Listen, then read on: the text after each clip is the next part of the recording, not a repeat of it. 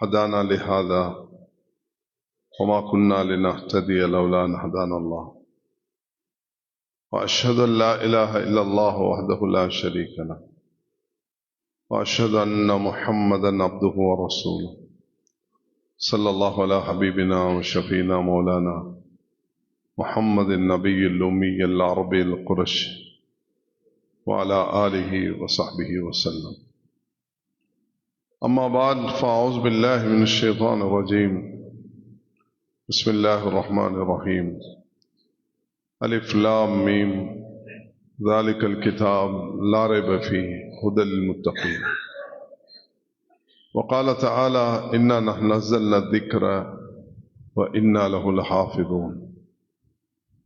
وقال أيضا ذلك ومن يعظم شعائر الله فإنها من تقوى القلوب. وقال عليه الصلاة والسلام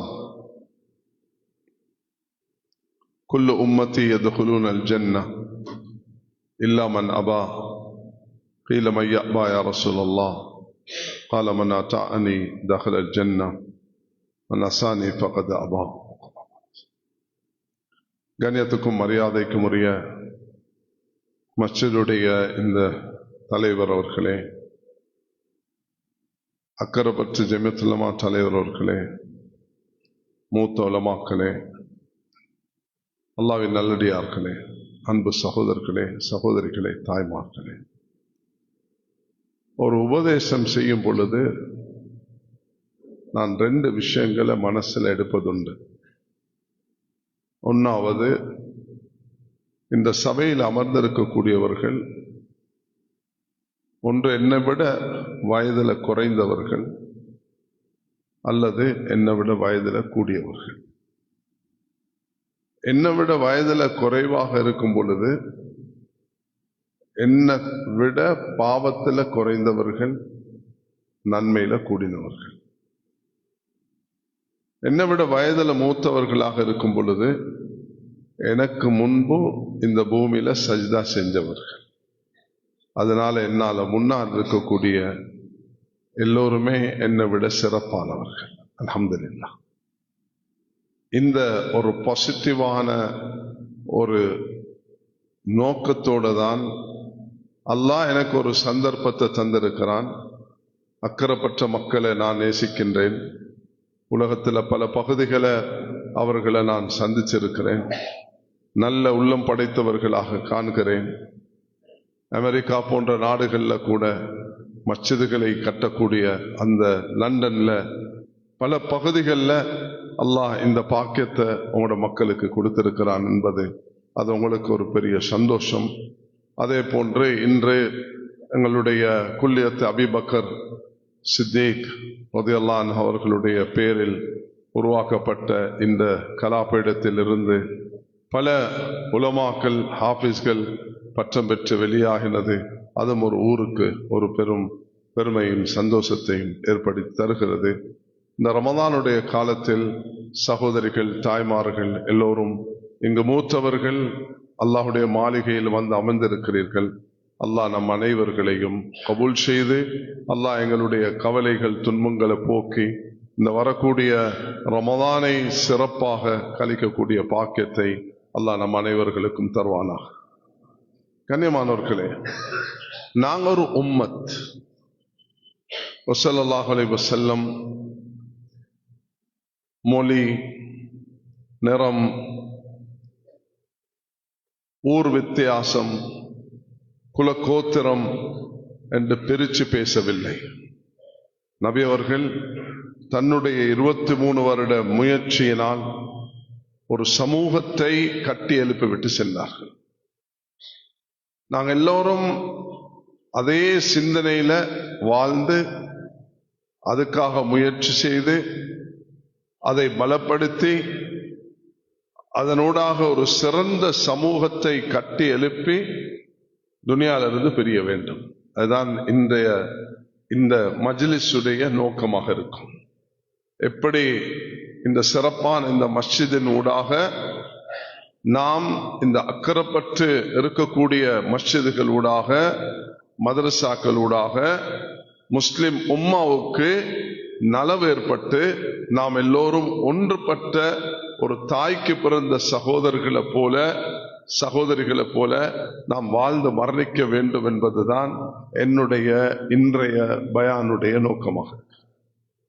ரமதானை பத்தி பலரும் பல விஷயங்களை பேசுவார்கள். இன்ஷா அல்லாஹ் நானும் என்னால முடிந்ததை சொல்கிறேன். ஆனா என்னுடைய இன்றைய தலைப்பு இதுவாகத்தான் இருக்கும். எப்படி நாம் ஒரு சமூகத்தை கட்டி எழுப்புவது. அதுக்கு நீங்க அஸ்திவாரம், ஒரு ஃபவுண்டேஷன், அதை பார்த்தீங்கன்னா ஸல்லல்லாஹு அலைஹி வஸல்லம் இந்த தீனுடைய அஸ்திவாரத்தை 4 பேரை கொண்டு உருவாக்கினார்கள். ஒன்னாவது அபூபக்கர் ரலியல்லாஹு அன்ஹு, இரண்டாவது ஒரு சிறு வயதை உள்ள அலி ரலியல்லாஹு அன்ஹு, மூன்றாவது தன்னுடைய பாசமுள்ள மனைவியான ஹதீஜா ரலியல்லாஹு அன்ஹா அவர்கள், நாலாவது ஒரு அடிமையாக இருந்த பிலால் ரலியல்லாஹு அன்ஹு அவர்கள். ஒரு பாமரர், ஒரு சிறுவர், ஒரு பெண், ஒரு சமூகத்தில் குலக்கோத்திரத்தில் சங்கையான கௌரவமான வாழ்க்கையில பொய் பேசாத, மது அருந்தாத, எந்த பாவத்திலும் ஈடுபடாத ஒரு அபூபக்கர் சித்தீக் ரலியல்லாஹு அன்ஹு அவர்களையும் அல்லாஹ் சுப்ஹானஹு வ தஆலா இதுக்கு தெரிவு செய்தார். இந்த 4 பில்லர்ஸ், இந்த 4 தூணை கொண்டுதான் இஸ்லாம் கட்டி எழுப்பட்டது. அல்லாஹு தஆலா இன்றும் அதே நிலைமையை வைத்திருக்கிறான். நானும் நீங்களும் அந்த பார்வையை தான் பார்க்க வேண்டும். எங்கட ஊர்ல சிறார்களை, பொதுமக்களை, வியாபாரிகள் அக்கறைப்பட்டு என்று சொல்லும் பொழுது அபூபக்கர் ரலியல்லாஹு அன்ஹு ஒரு வியாபாரத்தில் இருந்தது போல அக்கறைமற்ற மக்களும் துறை சார்ந்தவர்களாக இருக்கக்கூடிய அதே நேரத்தில் அல்லாஹு தஆலா இந்த வியாபாரத்துடைய ஒரு சிறப்பம்சத்தையும் அவர்களுக்கு கொடுத்திருக்கிறார். ஒரு பெண்ணாக இருந்து எவ்வளவு துணிச்சலாக தைரியமாக ஹதீஜா ரலியல்லாஹு அன்ஹா அவர்கள் இந்த தன்னுடைய வாழ்நாளில் எவ்வளவு அதிசயமான நபி அவர்களுடன் வாழ்க்கை கழித்து ஒரு சிறப்பிடத்தை பெற்று அவர்கள் வாழ்ந்து மரணிக்கிறார்கள். தாய்மார்களே, ஹதீஜா ரலியல்லாஹு அன்ஹா ஒரு கன்னி பெண் அல்ல. நபி அவர்களை மணமுடிக்கும் பொழுது அவர்கள் ஒரு கணவனோட மட்டும் வாழ்ந்து விதவையான பெண்ணும் அல்ல. 2 கணவன்மாரோட ஏற்கனவே வாழ்ந்து விதவையான ஒரு பெண் தான் ஹதீஜா ரலியல்லாஹு அன்ஹா.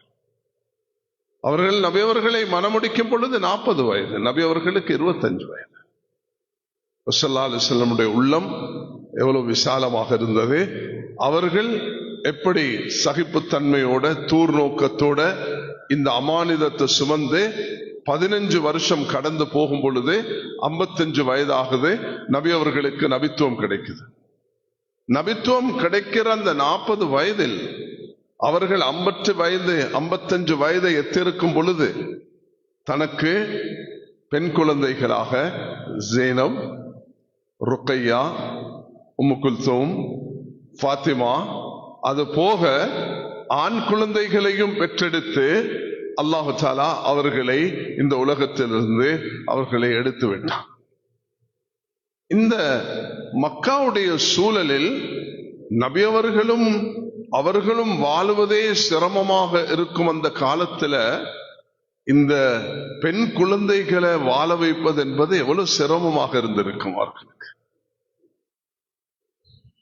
3 வருடங்களாக ஒரு வாய்க்கால்ல போட்டு அவர்களை அடைச்சி, ஷேப் அபி தாலிப் என்ற எந்த விதமான குடுக்கல் வாங்கல் இல்லாமல் தடை செய்து ஒரு நெருக்கடியான நிலைமைக்கு தள்ளி, அதுல அம்ர் இப்னு ஆஸ் என்ற அந்த சஹாபி அவர்கள் சிறுநீர் கழிக்க போன நேரத்துல சலசல என்று சத்தம் கேட்க, அது என்ன என்று பார்க்கும் பொழுது ஒட்டகத்தோல், அந்த ஒட்டகத்தோல் எடுத்து அவர்கள் நெருப்புல போட்டு பொசுக்கி அதை சாம்பலாக்கி அதை வாயில போட்டு சாப்பிட்டார்கள். சிந்திச்சு பாருங்கள், எப்படி சிரமத்தை அவர்கள் அனுபவித்திருப்பார்கள். இந்த நெருக்கடியான காலகட்டத்தில் அல்லாஹு தஆலா அவர்களுக்கு எவ்வளவு கூலிய நசீபாக்கி இருப்பான், எவ்வளவு சிரமத்தை அவர்கள் முகம் கொடுத்தார்கள் என்பதை இந்த நிகழ்வினூடாக நாம் இப்படிதான் சஹாபாக்கள் கஷ்டப்பட்டார். அல்லாஹ் அப்படிப்பட்ட ஒரு சோதனையை எங்களோட வாழ்க்கையில் எங்களுக்கு தரக்கூடாது என்று நாம் எல்லாரும் பிரயத்தை நாங்கள் தாங்கிக் கொள்ள மாட்டோம். இஸ்ரேல் மக்கள் செய்த அந்த அநியாயத்தின் பொழுது பலஸ்தீன் மண்ணில் வாழக்கூடிய முஸ்லிம்கள் எப்படி தைரியமாக இன்று வரைக்கும் முகம் கொடுக்கிறார்கள் என்பதும் சஹாபாக்கள் என்ற வரலாறை ஒப்பிட்டு பார்க்கும் பொழுது அல்லாஹ் அவர்களுக்கு அப்படிப்பட்ட ஒரு பக்குவத்தையும் தைரியத்தையும் ஈமானுடைய துணிச்சலையும் அல்லாஹ் அவர்களுக்கு கொடுத்தான் என்பது அங்கு உறுதியாகிறது. அதனால் கண்ணியமானவர்களே, அக்கரைப்பற்றும் இந்த அம்பார மாவட்டமும் இங்கு வாழக்கூடிய முஸ்லிம்களும் இந்த நாட்டுக்கு ஒரு பெருமதியான தூதை சுமக்கும் நாளாக இந்த தினத்தை நாம் ஆக்கிக் கொள்ள வேண்டும். அல்லாஹ்விடத்துல சில நியத்துகளை நல்லதாக வைக்கும் பொழுது, ஆனா இந்த தன்னி அப்தி பிஹ் அல்லாஹ் சொல்கிறான், நீ எப்படி நினைக்கிறியோ அப்படி நான் நடந்து கொள்வேன். அல்லாஹ்க்கு என்ன சிரமம்? நாங்க எங்க இருந்து ஒரு தூதை தமிழ் பேசும் உலகத்துக்கு கொடுக்கிறோம் என்று சொல்லுவோம். உலகத்தில் எத்தனையோ மில்லியன் தமிழ் பேசக்கூடிய மக்கள் வாழ்கிறார்கள். அந்த தமிழ் பேசக்கூடிய மக்களுக்கு அக்கரைப்பற்றிலிருந்து நான் ஒரு ஊழியனாக இருந்து ஒரு தூதை முன்வைக்கிறேன். அந்த தூது இந்த ரமதானும் இந்த நாட்டு உலக நாடு மக்களுக்கும், அது சிங்கப்பூராக இருக்கலாம், மலேசியாவாக இருக்கலாம், தாய்லாந்தாக இருக்கலாம், இந்தோனேஷியாவாக இருக்கலாம், தமிழ்நாடாக இருக்கலாம், இலங்கையாக இருக்கலாம், உலகத்தில் வாழக்கூடிய தமிழ் பேசக்கூடிய எங்களோட நெஞ்சங்கள் அந்த ஈமானுடைய அந்த அல்லாஹ்வுடைய அந்த ஷஹாதத்தை சுமந்தவர்களுக்கு இந்த செய்தி போய் சேர வேண்டும் என்று இப்ராஹிம் அலைஹிஸ்ஸலாத்துக்கு அல்லாஹ் அதான் சொன்ன நேரத்தில் அவர்கள் சொன்னது போன்று அல்லாஹ் தஆலா எங்களையும் அப்படி ஆக்கி வைப்பான் என்ற பூர்த்தியான நம்பிக்கையுடன் இதை நான் இங்கு ஆரம்பித்து வைக்கிறேன். கண்ணியமானவர்களே, உம்மத் என்பது அதுல சிறார்களும் இருப்பார்கள், பெண்களும் இருப்பார்கள், ஆண்களும் இருப்பார்கள், பட்டதாரிகள் படித்தவர்களும் இருப்பார்கள், வியாபாரிகளும் இருப்பார்கள், அரசர்களும் இருப்பார்கள், பாமரர்களும் இருப்பார்கள். இதெல்லாம் சேர்ந்துதான் ஒரு உம்மத். எல்லாருடைய ஆளுமையும் திறமையும் சக்தியும் இந்த தீனுடைய மறுமலர்ச்சிக்காக பயன்படுத்தப்பட வேண்டும். அதுதான் இன்றைய அமர்வுடைய நோக்கமாக ஆக்கிக் கொள்வோமா எல்லாரும் இன்ஷா அல்லாஹ். எங்களுடைய பூர்த்தியான நியத் அல்லாஹ் இடத்துல மன்றாடுவோம். இந்த ரமதானிலும் அல்லாஹ் இடத்தில் இதை கேட்போம். யா அல்லாஹ், ரசூல் ஸல்லல்லாஹு அலைஹி வஸல்லம் அவர்கள் ரமதானுடைய மாதத்தில் சில சோதனைகளை முகம் கொடுத்தார்கள். பத்ருடைய யுத்தம் நபி அவர்கள் முகம் கொடுத்தது. ஸல்லல்லாஹு அலைஹி வஸல்லம் அவர்கள் மக்காவுடைய வெற்றி, அது ரமதானுடைய மாதத்தில் நபி அவர்கள் முகம் கொடுத்தார்கள். ஸல்லல்லாஹு அலைஹி வஸல்லம் அவர்களுக்கு பல சிரமங்களை சில சந்தர்ப்பத்துகளை அல்லாஹு தஆலா அந்த கால சூழல்ல அல்லாஹ் ஏற்படுத்தினான். அதை நபி அவர்கள் எப்படி முகம் கொடுத்தார்கள். வேற சில யுத்தங்களும் ரமதானுடைய மாதத்தில் இடம்பெற்றிருக்கு. சஹாபாக்கள் எப்படி இருந்திருப்பார்கள்? அந்த பத்ருடைய 313 பேராக, ஆயுதங்களற்றவர்களாக, ஒரு சில வாகனங்களுடன் அவர்கள் மிக கஷ்டத்துக்கு மத்தியில ஸல்லல்லாஹு அலைஹி வஸல்லம் தன்னுடைய அந்த சஜ்தாவில் கண்ணீர் வடித்து அழும் அந்த காட்சியை பார்த்து ஹதரத் அபூபக்கர் ரலியல்லாஹு அன்ஹு போதும் யா ரசூலல்லாஹ் என்று அவர்களை தட்டி எழுப்பி அந்த நேரத்தில் அல்லாஹ் இறக்கிய குர்ஆனுடைய திருவசனம் தான் இத்தஸ்தகீஸூன ரப்பக்கும் ஃபஸ்தஜாபக்கும். நீங்க அல்லாஹ் இடத்துல மன்றாடினீங்க, அல்லாஹ் அதை ஏற்றுக்கொண்டான். நீ முமித்துக்கும் பி அல்ஃபின் மினல் மலாயிகத்தி முர்திஃபீன், உங்களுக்கு நாம் மலக்குமார்களை அனுப்பி உதவி செய்ய போகிறோம் என்று அல்லாஹ் தஆலா அந்த நன்மாராயத்தை கொடுத்து அந்த சபையை அல்லாஹ் மலக்குகளை கொண்டு உதவி செய்தான். நாங்கள் சிறு வயதிலிருந்து 4 வயது குழந்தை மக்தபிலும் பள்ளிக்கூடத்திலும் குர்ஆன் பாடத்தை ஓதும் பொழுது ஆமன்து பில்லாஹி வ மலாயிகத்திஹி வ குதுபிஹி வ ருசுல் என்று தான் ஆரம்பிக்கிறோம். அல்லாஹ்வின் மீதும் மலக்குமார்கள் மீதும் ரசூல்மார் மீதும் நம்பிக்கை வைத்திருக்கிறோம். எங்களுக்கு முன்னாலும் பின்னாலும் வலதாலும் இடதாலும் எங்களை பாதுகாக்கக்கூடிய மலக்குமார்கள் இருக்கிறார்கள். இந்த சபையிலும் ஆகாயம் வரைக்கும் அல்லாஹ்வுடைய அமரர்கள் இங்கு கூடியிருக்கிறார்கள் என்பதில் கடுவத்தனையும் சந்ததி கிடையாது. ஹலுமூயிலா ஹாஜத்திக்கும், வாருங்கள் தாய்மார்கள் சகோதரிகள் அக்கரைப்பற்றில் இந்த மஸ்ஜிதில் ஒன்று சேர்ந்திருக்கிறார்கள். முதியவர்கள் வாலிபர்கள் ஒன்று சேர்ந்திருக்கிறார்கள். வாழுங்கள், ஹலுமிலா ஹாஜத்துக்கும் என்று மலக்குமார்களை அழைக்கிறார்கள்.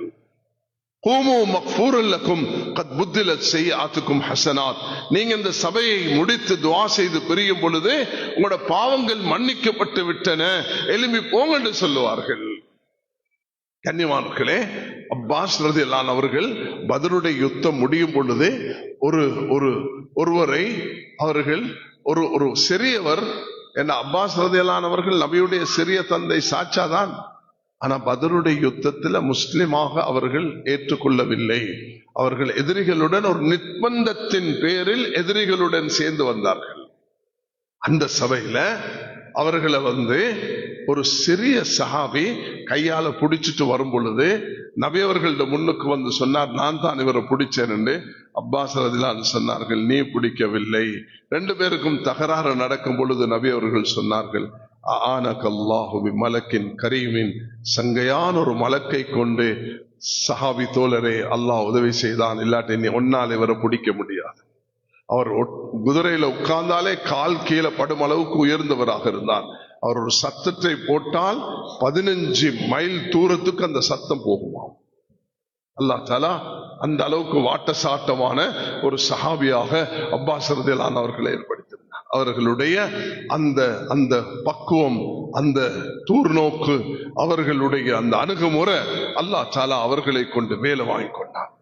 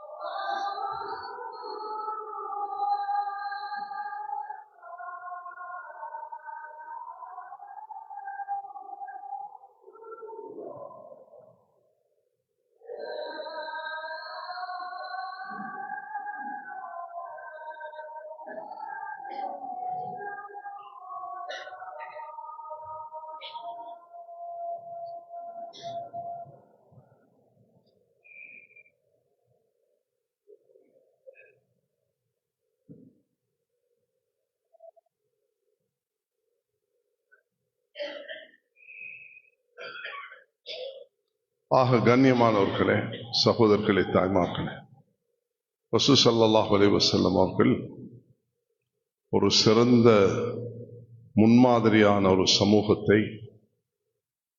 மதீனா முனவ்வராவில் தயாரித்து அதில் எல்லோருடைய சக்திகளையும் இந்த உம்மத்துக்கு தேவையான விதத்தில் நபி அவர்கள் அதை உருவாக்கினார்கள். அப்துல்லா இப்னு அப்பாஸ், அப்துல்லா இப்னு உமர், அப்துல்லா இப்னு அம்ர், அப்துல்லா இப்னு மசூத் என்று அழைக்கப்படக்கூடிய இந்த சஹாபாக்கள் நபியுடைய அந்த பாசறையில் கற்று வெளியானவர்கள். அவர்களை அல்லாஹு தஆலா பயன்படுத்தினான். தாயிஃப் நகரம் மக்கள் வெள்ளமாக இருக்கும். ஏனென்று கேட்டால் சொல்லுவார்கள், அந்த நபியுடைய துஆவை பெற்ற அந்த சிறுவர் இன்று அவர் பெரிய ஒரு ஆலிமாக இருக்கிறார். நபியுடைய மனைவியான மைமூனா ரலியல்லாஹு அன்ஹா, அது உம்முல் ஃபதுல், அப்துல்லா இப்னு அப்பாஸ் உடைய தாயின் சகோதரி. ஒரு நாள் வீட்டுக்கு போய், சாட்சி அவர்களே, இரவு நேரத்தில் நபி அவர்களும் உங்களுடனும் சேர்ந்து நான் உறங்க வேண்டும் என அனுமதி இருந்தார்கள். அந்த உறக்கத்தினூடாக இரவு நேரத்தில் அவர்கள் நபி அவர்களுடைய தூங்குறது போல நடித்து அந்த நபியுடைய அமல்களை அவதானித்தார்கள், கவனித்தார்கள், கற்றுக்கொண்டார்கள். நபி அவர்கள் வெளிவாசலுக்கு போன நேரத்தில் பாத்திரத்தில் தண்ணீரை கொண்டு போயிட்டு கொடுத்து அமைதியாக வச்சுட்டு வந்து தூங்குறது போல இருந்தார்கள். நபி அவர்கள் வலமைக்கு மாற்றமாக தண்ணீர் வைக்கப்பட்டு இருக்குது என்று மைமூனா ரலியல்லாஹு கேட்ட நேரம், ஹாதல் குலைம், இந்த சிறிய பையன் தான் இதை செய்தான் என்று அந்த சாட்சி அவர்கள் சொல்ல நபி அவர்கள் துஆ செய்தார்கள். அல்லாஹும்ம ஃபக்ஹிஹு ஃபித்தீன், யா அல்லாஹ் இவருக்கு மார்க்க அறிவையும் நுணுக்கத்தையும் கொடுப்பாயாக. அல்லிமுல் கிதாப் வல் ஹிக்மா என்ற அந்த அப்துல்லா இப்னு அப்பாஸ் அவர்கள் பிற்காலத்தில் ஒரு சிறந்த ஆலிமாக, ஹப்ருல் உம்மா ஓ ஹிப்ருல் உம்மா, அவர்கள் ஒரு இஸ்லாமிய சஹாபாக்கள் மத்தியில் வாழ்ந்த ஒரு சிறந்த ஆலிமாக அவர்கள் திகழ்ந்தார்கள். உம்மத்துடைய முஃபஸ்ஸிராக மாறினார்கள். யார் அதுக்கு காரணம்? அந்த தாய் தான் காரணம். அந்த தாயுடைய அரவணைப்பு, அந்த தாயுடைய வழிகாட்டல், அந்த தாய் மேற்கொண்ட சிரமங்கள், சுப்ஹானல்லாஹ், அது சொல்லி முடிக்கிறதுக்குள்ள நேரம் அல்ல. அலி ரலியல்லாஹு அன்ஹு தாய் எடுத்தீங்கன்னா அது ஒரு ஃபாத்திமா. நபியுடைய மகள் எடுத்தா ஒரு ஃபாத்திமா. உமர் ரலியல்லாஹு அன்ஹுடைய அந்த சகோதரி எடுத்தா ஃபாத்திமா, ஃபாத்திமத்து பின்த் கைஸ், ஃபாத்திமத்து பின்த் முஹம்மத், ஃபாத்திமத்து பின்த் அசத், ஃபாத்திமத்து பின்த் கத்தாப் என்று 20க்கும் மேற்பட்ட பெண்கள் ஃபவாத்திம்கள் என்று அழைக்கப்பட்டார்கள். அவர்களோடாக அல்லாஹ் பல காரியங்களை செய்தான். ஹதரத் அலி உடைய தகப்பனார் அபூ தாலிப் இஸ்லாம் என்ற இந்த பாக்கியத்தை நபியோடு நெருங்கியிருந்தும் அவர் அதை பெற்றுக்கொள்ளவில்லை. இடையில் ஒரு விஷயம் ஞாபகத்துக்கு வருகிறது. 3 சூறாக்களை சிந்திச்சு பாருங்கள். சூரத்து நூ, சூரத் இப்ராஹிம், சூரத்து முஹம்மத். சூரத்து நூஹ்ல நூஹ் அலைஹிஸ்ஸலாத்தையும் அவருடைய மனைவி மகனை பற்றி அல்லாஹ் வேறு இடங்களையும் சேர்த்து சொல்கிறான். இஸ்லாம் என்ற பாக்கியத்தை இழந்தார்கள். நபியாக ரசூலாக இருந்து தன்னுடைய மனைவிக்கு அந்த பாக்கியத்தை அவர்கள் கொடுக்க முடியவில்லை. இப்ராஹிம் அலைஹிஸ்ஸலாத்துடைய தந்தை நாளை கியாமத் நாளையில் நரகத்தில் போடப்படுவார்கள். எப்படி இருக்கும் இப்ராஹிம் அலைஹிஸ்ஸலாம் அவர்களுக்கு? நபி ஸல்லல்லாஹு அலைஹி வஸல்லம் அவருடைய சிறிய தந்தை அபூ தாலிப் குர்ஆனுடைய 3 சூறாக்களை ஓதும் பொழுது, இந்த பெரியவர்கள் ஞாபகம் வரும் பொழுது மேலெல்லாம் புல்லரித்து போடுகிறது. அல்லாஹ் எனக்கும் உங்களுக்கும் சகோதரிகளை, தாய்மார்களே, எமக்கு அந்த பாக்கியத்தை தந்ததுக்காக வேண்டி அல்லாஹ்வுக்கு நாம் எப்படிதான் நன்றி செலுத்துவது என்று தெரியாது. அல்லாஹ் இந்த ஈமானிய பாக்கியத்தை, இந்த மஸ்ஜிதில் இருக்கக்கூடிய பாக்கியத்தை, ஒரு உம்மத்தாக இருக்கக்கூடிய பாக்கியத்தை அல்லாஹ் தந்திருக்கிறார். ரசூல் ஸல்லல்லாஹு அலைஹி வஸல்லம் அவர்கள் இப்படிதான் தெரிவு செய்தார்கள். அலி ரலியல்லாஹு அன்ஹு அவர்களுடைய அந்த தாய் ஃபாத்திமா அவர்களுக்கு சில குழந்தைகள், ஜாஃபர், அலி, தாலிப், உகைல், உம்மு ஹானி, இந்த 5 குழந்தைகளையும் வளர்ப்பதற்கு கணவன் ஒரு பக்கம் இழுக்கிறார். رب ابن لي عندك بيتا في الجنة ونجني من فرعون وعملي ونجني من القوم الظالمين என்று ஃபிரௌனுடைய மனைவி ஆசியா துஆ செய்தது போல அவர்களும் துஆ செய்கிறார்கள். தாய்மார்களுக்கு ஒரு படிப்பினையாக அல்லாஹ் கொடுத்ததுதான் ஃபிரௌனுடைய மனைவியாக இருந்து எப்படி அவர்கள் ஈடேற்றம் பெற்றார்கள் என்பதை அல்லாஹ் கோடிட்டு காண்பிக்கிறான். அல்லாஹ் சுப்ஹானஹு வ தஆலா அவர்களுக்கு கட்டி கொடுத்த அந்த சொர்க்கம் மாலா ஐனுன் ராஅத் வலா உதுனுன் சமியத் வலா கதர் அலா கல்பி பஷர். ரமதான் வரக்கூடிய நேரத்தில் அந்த அல்லாஹும்ம இன்னா நஸ்அலுக்கல் ஜன்ன வ நஊது பிக மினன் நார் என்றுதான் அல்லாஹ் இடத்துல துஆ செஞ்சு கொண்டே இருக்க வேண்டும். யா அல்லாஹ் சொர்க்கத்தை தா, நரகத்திலிருந்து பாதுகாப்பு தா என்று அலி ரலியல்லாஹு அன்ஹு அவர்களுடைய தாய் செஞ்ச முயற்சியின் பிரதிபலனாக அல்லாஹ் இந்த 5 பேருக்கும் ஈமானை நசீபாக்கினான். சுப்ஹானல்லாஹ், எப்படி பெற்ற பாக்கியத்தை பெற்றார்கள். தாயுடைய பங்களிப்பு என்பது அப்படிப்பட்ட ஒரு பங்களிப்பு தான். ஒரு தாய் உம்மு வரக்கா அவர்கள் நபி கிட்ட வந்து சொல்கிறார்கள், நபியே துஆ செய்யுங்க, நான் அல்லாஹ்வுடைய பாதையில மரணிக்க வேண்டும். நபி அவர்கள் துஆ செய்தார்கள். உமர் ரலியல்லாஹு அன்ஹு அவருடைய காலத்துல அவர்களை சில சூழ்ச்சிக்கார ஒரு ஆணும் பெண்ணும் வேலைக்காரிகளாக இருந்தவர்கள், ஒரு அடிமைகளாக இருந்தவர்கள் தூக்குல சுமந்து விட்டார்கள். அற்ப பணத்துக்காக வேண்டி உமர் ரலியல்லாஹு அன்ஹு ஆட்சி காலம் அவர்கள் கை செய்தப்பட்டார்கள். ஒரு பக்கம் கவலை, ஒரு பக்கம் சந்தோஷம். நபியிடத்தில் துஆ செய்து அந்த பாக்கியத்தை பெற்றுக் கொண்டால் இந்த தாய், ஆனா ஏண்ட ஆட்சி காலத்தில் இது நடந்ததே என்று கை செய்தப்பட்டு குற்றவாளிகளை கண்டுபிடித்து அதுக்குரிய தண்டனை கொடுத்தார்கள். அந்த பெண் என்ன செய்வாங்க தெரியுமா? பெண்களுக்கு குர்ஆன் ஓதி தொழுவிப்பார்கள். சகோதரிகள், தாய்மார்கள் அவர்களுடைய வீட்டில் ஒன்று சேருவார்கள். ரசூல் ஸல்லல்லாஹு அலைஹி வஸல்லம் அவர்கள் சுனன் அபீ தாவூதுடைய அந்த அறிவின்படி அவர்களுக்கு ஒரு முஅத்தினையும் நிர்ணயித்தார்கள். அந்த முஅத்தின் அதான் சொல்லுவார். பெண்கள் எல்லாம் அவர்களிடத்தில் ஒன்று சேர்வார்கள், அவர்கள் தொழுகை நடத்துவார்கள். இந்த ஹதீஸை ஆதாரமாக வைத்து இமாம் ஷாஃபி ரஹ்மத்துல்லாஹி அவர்கள் பெண்களுக்கு இமாமத் செய்து அந்த ஜமாத் நடத்த முடியும் என்ற ஒரு சட்டத்தையும் இதிலிருந்து பெற்று தந்திருக்கிறார்கள். கண்ணியமானவர்களே, தாய்மார்கள் இந்த தீனுக்கு செய்த சேவை அது எண்ணில் அடங்க முடியாதது. அப்படிப்பட்ட சேவைகளை செய்துதான் உயிர் தியாகம் செய்து, பொருள் தியாகம் செய்து, நேர காலத்தை கொடுத்து ஒரு சமூகத்தை கட்டி எழுப்புவதற்கு தாய்மார்களுடைய பங்களிப்பு பாரிய பங்களிப்பு. அந்த வீட்டில் இருந்து கொண்டு ஒரு நாள் ஒரு ஆச்சரியமான சம்பவம். ஹதரத் ஆயிஷா ரலியல்லாஹு அன்ஹுடைய மூத்த சகோதரி அஸ்மா, அந்த அஸ்மாவுடைய மகன் அப்துல்லா இப்னு ஜுபைர், அந்த அப்துல்லா ஜுபைருடைய இன்னொரு சகோதரன் உருவா, அந்த உருவா சாட்சி கிட்ட போயிட்டு கேட்கிறாங்க, சாட்சி நீங்க எதுல எடுத்தாலும் நல்ல ஸ்பெஷலிஸ்டா இருக்கிறீங்க, குர்ஆன் உங்களுக்கு பாடம், ஹதீஸ் உங்களுக்கு பாடம், ஃபிக்ஹ் சட்டம் உங்களுக்கு தெரியும், நீங்க சில வைத்திய முறைகளையும் சொல்றீங்க, இதை எப்படி படிச்சீங்க என்று கேட்ட நேரம் சொன்னாங்க, வீட்டுக்கு யூதர்கள் வருவார்கள், நபியுடன் பேசுவார்கள், உரையாடுவார்கள், அதை கேட்டுக்கொண்டிருப்பேன். வீடு இப்படிப்பட்டதா? வீடு இந்த அளவுதான் இருக்கும், இவ்வளவுதான் இருக்கும், இதை விடவும் சில வேளை சின்னதாகத்தான் இருக்கும். அதுல நபி அவர்கள் படுத்தா சில நேரம் ஆயிஷா ரலியல்லாஹு அன்ஹா நபி அவர்கள் தொழக்கூடிய நேரத்துல காலை இப்படி விரிச்சு கொள்வார்கள். தொழுகையில ஜனாசா படுப்பது போன்று காலை விரிச்சு படுப்பார்கள். நபி சஜ்தாக்கு போகும் பொழுது காலை பிடிப்பார்கள், காலை மடக்கி கொள்வார்கள். அந்த அளவுக்கு சிறிய இடத்துல இருந்து யூதர்களும் வந்து 5 பேர் உட்கார்ந்து அதை செவிசாய்த்து அவர்கள் சில வைத்திய விஷயங்களையும் படிச்சு கொண்டார்கள். ஆயிஷா ரலியல்லாஹு அன்ஹா பெண்களுக்கு மாதவிடாய் வரும் பொழுது அவர்கள் அந்த இரத்தத்தை அனுப்பி வைத்தால் அவர்கள் சொல்லுவார்களாம், இது நோயினாலேயா, இது மாதவிடாயா? அந்த அளவுக்கு அல்லாஹ் தஆலா அவர்களுக்கு அந்த நுணுக்கத்தை கொடுத்திருந்தார். அதனால் ஒரு சமூகத்தை கட்டி எழுப்புவதற்கு தாய்மார்களுடைய பங்களிப்பு விசாலமாக இருக்கிறது. அவர்களுடைய பங்களிப்பின் ஊடாகத்தான் ஒரு சஹாபாக்களுடைய ஒரு சமூகம் கட்டி எழுப்பப்பட்டது.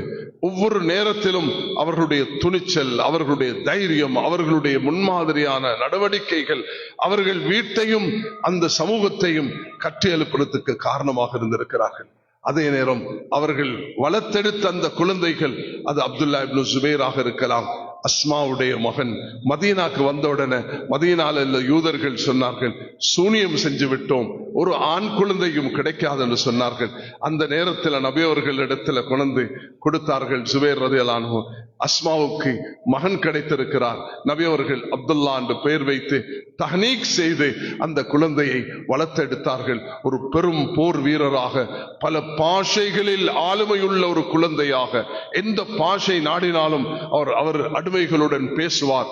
வியாபாரத்தில் பகல் நேரத்தை பார்த்தால் அது வியாபாரத்தில் இருப்பார், இரவு நேரத்தை பார்த்தால் ஜிகர்லையும் தஹஜ்ஜுதிலையும் இருப்பார். அவரை தண்ணீரால் காபத்துல்லா மூழ்கிப்பட்ட நேரத்தில் நீச்சல் அடிச்சு 7 தவாஃப்களை செய்த பெருமை அந்த அப்துல்லா இப்னு ஜுபைர் ரலியல்லாஹு அன்ஹு அவர்களுக்கு இருக்கிறது. ஜுபைர் ரலியல்லாஹு அன்ஹு அவர்கள் மகனை பார்த்து சொல்கிறார்கள், மகனே, ஹம்மி தைனி, என்னுடைய கவலை, என்னுடைய கடன், உக்துல் மத்லூமன், நான் அநியாய நிலைமையில் கொல்லப்பட போகிறேன் மகனே, ஹம்மி தைனி, என்னுடைய கவலை, என்னுடைய கடன் தான் என்று மகனுக்கு ஒப்படைத்தார்கள். அந்த தகப்பன் கொடுத்த அந்த 22 லட்ச கடன், 12 லட்ச சொத்தை அல்லாஹ் 5 கோடியாக ஆக்கினான்.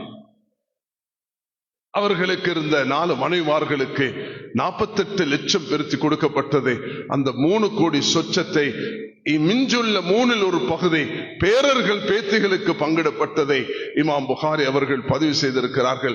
ரியாது சாலிகினை எடுத்து படித்தால் இதுல மொழிபெயர்ப்பை நீங்கள் படித்துக் கொள்ளலாம். கண்ணியமானவர்களே, ஸல்லல்லாஹு அலைஹி வஸல்லம் உருவாக்கிய அந்த சஹாபா சமூகம் அது அப்படிப்பட்ட ஒரு சமூகமாக இருந்தது.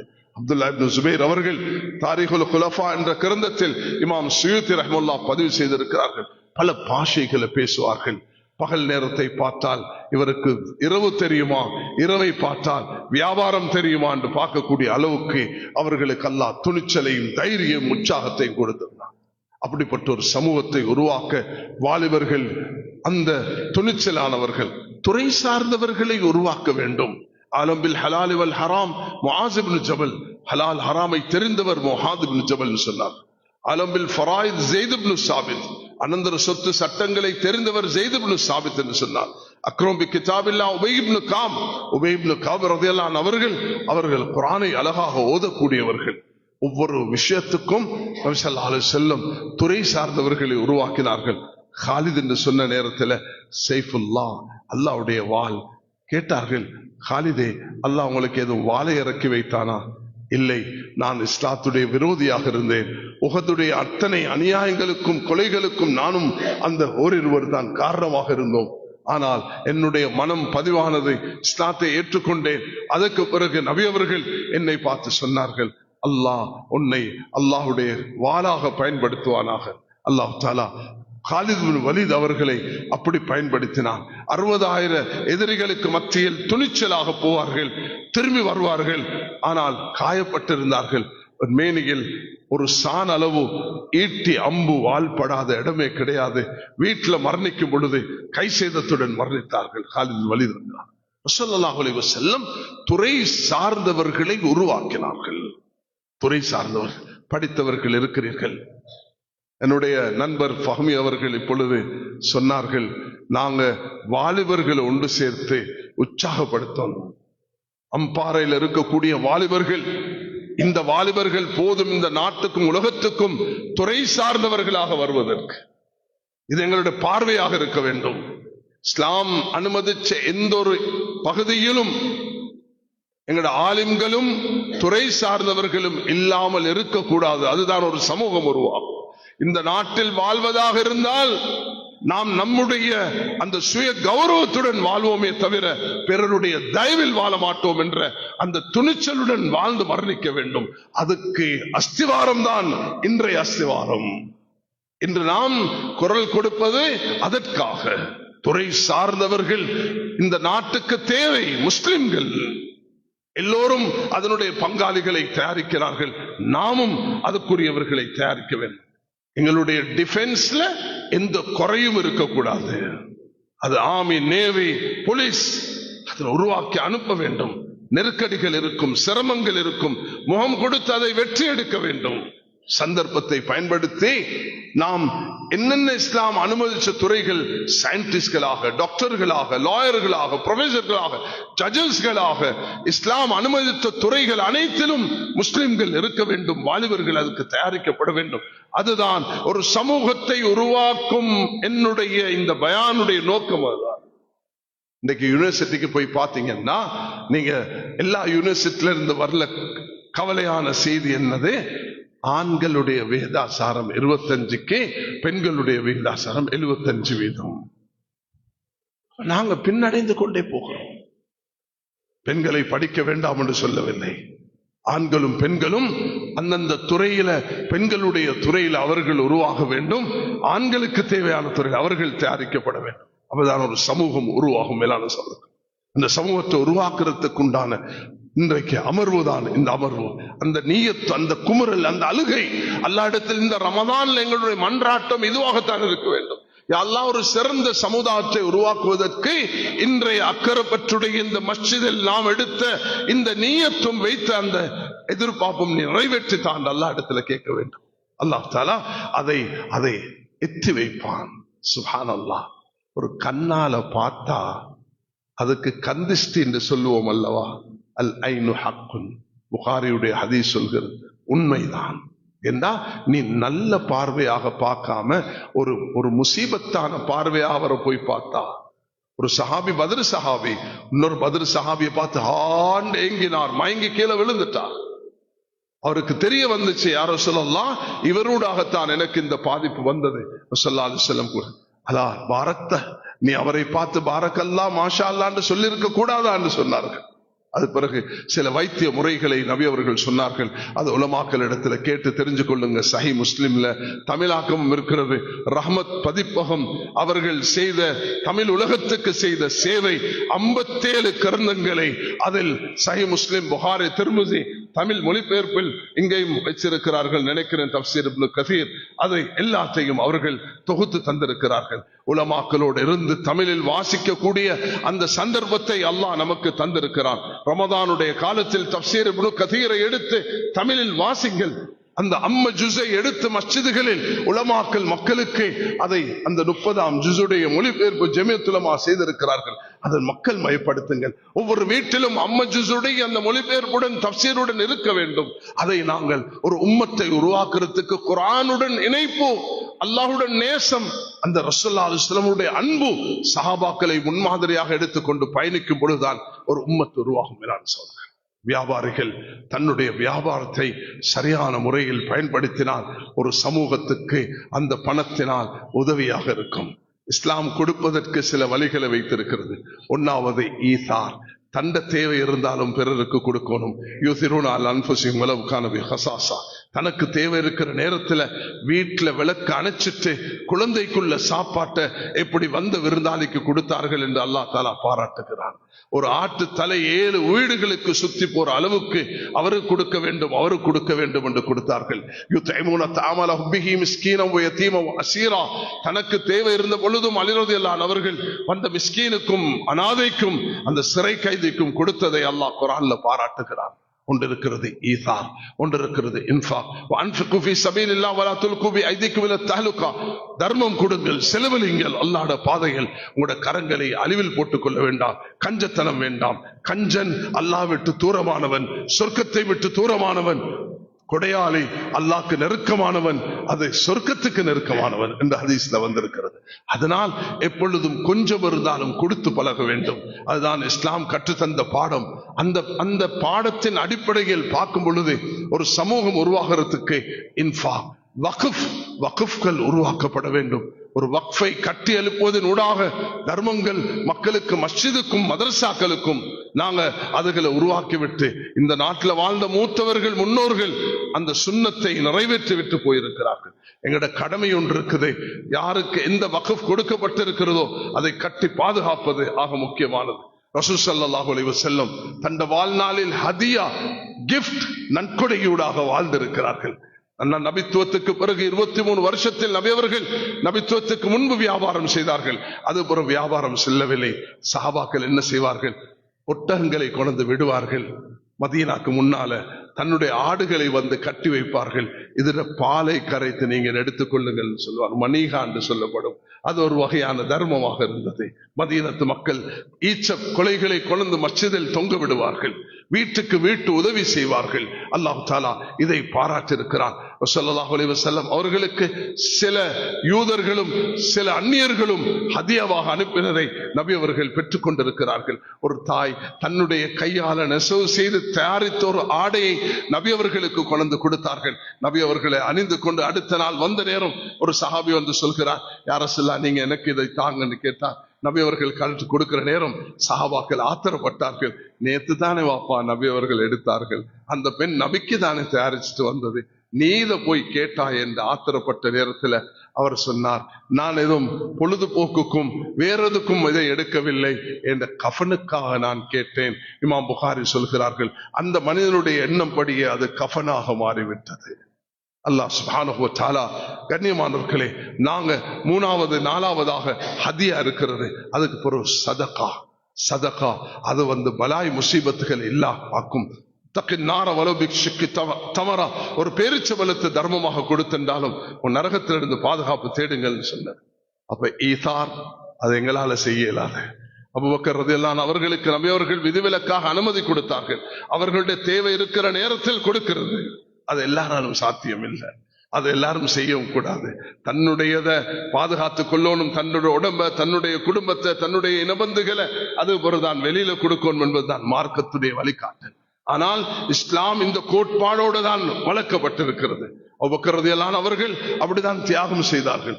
வேற சிலர் கொடுக்கிற நேரத்தில் நபி அவர்கள் அனுமதிக்கவில்லை. ஆனால் நாங்க என்ன பார்க்கிறோம்னா, இந்த 2.5 வீத ஜகாத்துல தான் எல்லாத்தையும் முடிச்சுக்கொள்ள பார்க்கிறோம். இது 2.5 வீதம். சஹாபாக்களுடைய ஃபஸாயில் சதகாத் எடுத்து வாசிங்கள் சம்பவத்தை. 3 பேர் சேர்ந்த ஒரு பெண்ணிடத்துல போய் அந்த பெண்ணுக்கு இருந்த ஒரே ஒரு ஆடை அறுத்து கொடுத்து விட்டால் வீட்டுல ஒன்றுமே இல்லை. 3 பேரும் அந்த பெண்ணும் குடும்பமும் கஷ்டத்தில் ஆகிவிட்டார்கள்.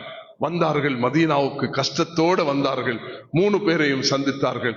1வது ஹசன், 2வது ஹுசைன், 3வது அப்துல்லா பின் ஜாஃபர். 3 பேரும் 1000 ஆடுகளை கொடுத்தார்கள். 3வது சொன்னார், 2 சகோதரர்கள் ஹசன் ஹுசைன் 1000 கொடுத்தார்கள். நான் 2000க்கு மேல கொடுக்க மாட்டேன் என்று கொடுத்தார்கள். கொடுக்கிறது என்பது அப்படிப்பட்டதான். ஆகப்பெரிய விரோதி சஃப்வான் இப்னு உமையாவுக்கு ரசூலுல்லாஹி அலைஹி வஸல்லம் கொடுத்தார்கள். இஸ்லாத்தை ஏற்றுக்கொண்டார். அதனால நாங்க அல்லாஹ்வுடைய பாதையில செலவழிக்கணும், வக்ஃப்களை பாதுகாக்கணும், ஹதியாக்களை கொடுக்கணும். அன்பு வளரும். சின்ன ஒரு பொருளாக இருந்தாலும் அடுத்த வீட்டுக்கு கொடுக்கிறதினூடாக அது எவ்வளவு பெரிய சந்தோஷத்தை ஏற்படுத்தும். அதே நேரத்தில் சதகாக்கள் கொடுக்க வேண்டும். ஜகாத்தையும் முறையாக விநியோகிக்கிறதன் மூலமாக ஒரு சமூகத்தை கட்டி எழுப்புவதற்கு அது காரணமாக அமைகிறது. கண்ணியமான சகோதரர்களே, அடுத்ததாக நான் சொல்ல விரும்புவது ஆக முக்கியமாக உலமாக்களும் படித்தவர்கள், துறை சார்ந்தவர்கள், மஸ்ஜித் நிர்வாகிகள் ஒன்றுபட்டு பயணிக்க வேண்டும். நீ வேற நான் வேறு என்று பயணித்தால் அந்த சமூகம் அழிந்துவிடும். ஒரு சமூகத்துடைய வளர்ச்சி உலமாக்களும் துறை சார்ந்தவர்களும், உலமாக்களும் நிர்வாகிகளும், உலமாக்களும் வியாபாரிகளும், உலமாக்களும் பொதுமக்களும் ஒன்றுக்கொன்று நெருங்கி பயணிக்க வேண்டும். நீ வேறு நான் வேறு இல்லாமல் நாங்கள் எல்லாரும் சகோதரர்களாக உலமாக்கல் பொதுமக்களை மதிக்க வேண்டும், பொதுமக்கள் உலமாக்களை மதிக்க வேண்டும். துறை சார்ந்தவர்கள் உலமாக்களிடத்தில் படிக்க வேண்டும், உலமாக்கல் துறை சார்ந்தவர்களிடத்தில் படிக்க வேண்டும். அந்த இதை கொண்டுதான் ஒரு சமூகம் உருவாகும். மேலான சகோதரர்கள், கட்டுறுப்பாக வடிச்சு சில விஷயங்களை மட்டும்தான் நான் இங்கு சொல்ல விரும்புகிறேன். அந்த அடிப்படையில் ஒரு வழக்கறிஞர் துறை சார்ந்தவர் இருக்கிறார். ஆலிமிடத்துல இஸ்லாம் இதுக்கு என்னவாப்பா சொல்லுது என்று அவரிடத்துல தயக்கம் இல்லாமல் கேட்க வேண்டும். 200 வயதுடைய சல்மான் ஃபாரிஸ் மதீனாக்கு வருகிறார். 20 வயதுடைய அனஸ் இப்னு மாலிக் அவருக்கு கற்றுக் கொடுக்கிறார். ஜரீர் இப்னு அப்துல்லா பஜலி, யூசுப் ஹாதியில் உம்மா, இந்த உம்மத்துடைய யூசுப் என்று அழகாக வர்ணிக்கப்படக்கூடிய அந்த சஹாபி வந்து அமருகிறார். அப்துல்லா இப்னு ஜுபைர் இடத்துல அவர் கற்றுக் கொடுக்கிறார். சிறுவர்கள் மார்க்கத்தை பெரியவர்களுக்கு கற்றுக் கொடுப்பது அது வெட்கத்திற்கே காரியம் அல்ல. இதுதான் இந்த தீனுடைய ஒரு மகிமையாக இருக்கிறது. ஆயிஷா ரலியல்லாஹு அன்ஹா, இந்த உம்மத்துக்கு கிடைத்த ஆகப்பெரிய செல்வம் அவர்கள் சொல்கிறார்கள், சிறியவர்கள் பெரியவர்களிடத்துல, பெரியவர்கள் சிறியவர்களிடத்துல படிச்சுக் கொள்வதன் ஊடாக துறை சார்ந்தவர்கள் உலமாக்களை மதிக்க வேண்டும். உலமாக்கள் நீங்க பாத்தீங்கன்னா அவர்களுக்கு கொடுக்கிற சம்பளம் என்ன, அவர்களுக்கு கொடுக்கக்கூடிய கொடுப்பனவு என்ன, அதை எடுத்து ஒப்பிட்டு பார்த்தீங்கன்னா நாங்க எல்லோரும் கண்ணீர் வடிக்க வேண்டிய நிலைமையில் இருக்கிறோம். அந்த நிலைமை மாற வேண்டும். மஸ்ஜித் நிர்வாகிகளை அழைக்கிறோம். உலகத்தில் உள்ள தமிழ் பேசும் மஸ்ஜிதுகளில் நிர்வாகிகளாக இருக்கக்கூடிய இந்த நாட்டில் 3500 நிர்வாகிகளுக்கும் இன்று ஒரு சமூகத்தை உருவாக்குவதற்குரிய தூது என்ற அடிப்படையில் மஸ்ஜிதுகள் இருக்கக்கூடிய முஅத்தின்களாக இருக்கலாம், இமாம்களாக இருக்கலாம், அவர்களுக்கு உதவி செய்யுங்கள். உங்களோட மண்ணில் பிறந்த ஒரு சகோதரர் இன்று செய்த ஒரு பணி அவர் பல வருடங்களாக செய்து வருகிறார். தன்னுடைய பெயரை வெளிப்படுத்த வேண்டாம் என்று சொன்னார். இப்படி சகோதரர் சிராஜ் அவர்கள் அமெரிக்காவில் ஒரு மஸ்ஜிதை கட்டி அங்கே உதவி செய்து இன்றைக்கு அவரும் அந்த சிகாகோல வாழக்கூடிய, அமெரிக்கால வாழக்கூடிய, உலக நாடுகளில் வாழக்கூடியவர்கள் ஒவ்வொரு மஸ்ஜிதை உருவாக்குறதுக்கு கனடால மஸ்ஜிதுகள் வேண்டுமா, லண்டன்ல மஸ்ஜிதுகள் வேண்டுமா, அமெரிக்கால மஸ்ஜித் வேண்டுமா, எல்லோருடைய பண உதவியும் அல்ஹம்துலில்லாஹ் சேர்ந்துதான் கட்டி எழுப்பப்படுகிறது. ஒருவர் அல்லாஹ் அவருக்கு செல்வத்தை கொடுக்கும் பொழுது, அவர் இதை செய்து முன் வரும் பொழுது உங்களோட ஊருக்கு ஒரு ஹாஸ்பிட்டல் கட்டுவதாக கேள்விப்பட்டேன். அதையும் அல்லாஹ் தஆலா வளமாக்கி நாட்டுக்கும் ஊருக்கும் உலகத்துக்கும் அது ஒரு பெருமையாக வார வேண்டும். அதுக்கு நாங்கள் துஆ செய்வது எங்களுடைய ஒரு கடமையாக இருக்கிறது. எப்பொழுதுமே யாரும் ஒரு காரியத்தை செய்தா உம்மத்தை உருவாக்குறதுக்கு அவர்களுக்கு செய்த துஆ என்று உலமாக்களுக்கு உதவி செய்ய வேண்டும், முஅத்தின்களுக்கு உதவி செய்ய வேண்டும், அந்த சில சகோதரர்களுக்கு உதவி செய்ய வேண்டும் என்று உங்களோட மண்ணில் பிறந்த ஒரு குடும்பத்தை சேர்ந்த ஒரு சகோதரர் இங்கு வந்த உலமாக்களுக்கு இந்த பல வருஷமாக செய்து வரக்கூடிய 300, 400, 450 பேருக்கு உதவி செய்து கொண்டு போகிறார். இதுதான் எங்கள்கிட்ட வரவேண்டிய உலமாக்களுடைய கஷ்ட நஷ்டங்களை போக்குவதற்கு என்ன பங்களிப்பு செய்ய முடியும். நிர்வாகிகள் யாரும் அவங்களோட பணத்திலிருந்து கொடுக்கிறது இல்லை, வரக்கூடிய சந்தால இருந்து தான் கொடுக்கிறது.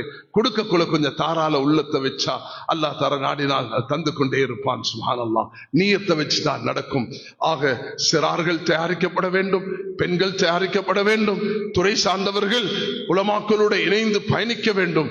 ஜம்மியத்துல் உலமா உடைய இந்த 100 வருட பயணத்தில் இந்த முன்மாதிரியான ஒரு உஸ்வாவை நீங்கள் காண்பீர்கள். என்னென்ன துறைக்கு யாரை சேர்க்கணுமோ அவர்கள் எடுத்துக்கொண்டு ஆலோசனை செய்யப்படும். ஐஜிபி ஒரு நாள் கால் பண்றார், என்னன்னு கேட்டேன். அவர் சொன்னார், இந்த பாருங்க, கோவிடுடைய இன்ஜெக்ஷன் எல்லாரும் பண்ணிட்டாங்க, இந்த பகுதியில் வாழக்கூடிய முஸ்லிம்கள் மட்டும் செய்யாம இருக்கிறாங்க, கொஞ்சம் நீங்க எனக்கு உதவி செஞ்சா நல்லா இருக்கும். தாராளமாக ஜம்மியத்துல் உலமா அதுக்கு தான் இருக்கிறோம், உங்களுக்கு வழிகாட்டுறதுக்கு தாராளமாக உம்மத்துக்கு வழிகாட்டுவோம் என்று சொன்னோம்.